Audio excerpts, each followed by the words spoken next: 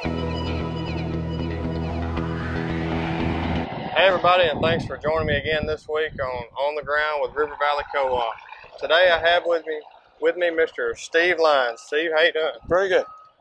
Steve, can you tell everybody, how long have you been at River Valley? What do you do on a day-to-day basis? I'm in my 26th year here at River Valley Co-op, and I'm a grain supervisor here at Olin. 26 years, that's a long time. That is a long time. So, Steve, I'm originally from Northwest Tennessee, and we don't see a whole lot of massive grain piles like this. Can you, tell me a little bit about it? How many bushels will that hold? This grain stadium holds 1.5 million.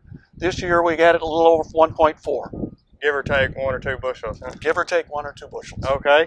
So, from the outside looking in, I know in the wintertime I've seen these huge tarps.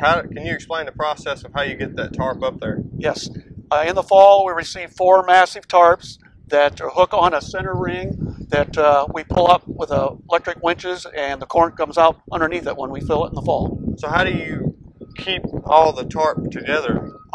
There's a series of zip ties that we have to put. Yeah, zip ties. I couldn't get that out. Zip ties about every 8 inches. Then there's a Velcro flap that comes over the top of that and seals it up. A bunch of zip ties, huh? Yes, a bunch of zip ties. Gotcha.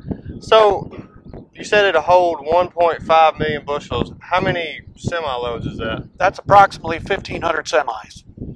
Give or take. Give or take a few semis. And I see you got these big front end loaders in those big buckets. How many buckets will each semi hold?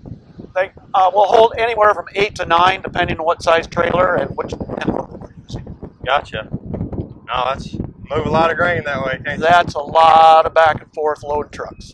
So I see this monstrous leg you got coming up there. I would imagine there's a ton of grease fittings on there. Not really. The only grease zerks on this is on the main bearings on each end of the belt, and then on the motor that drives it.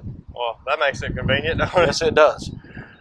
Well, Steve, is there anything else you'd like to talk about when we're talking about this grain pile for people that might be driving down the road and wondering what's going on? Yeah, it usually takes us 2 weeks to fill this, and we usually do it at night because we have to have the tarps, the fan shut off in the tarp that hold it down. Otherwise, the corn will come down in the center of it, and then it takes us about 2 weeks to pick it back up.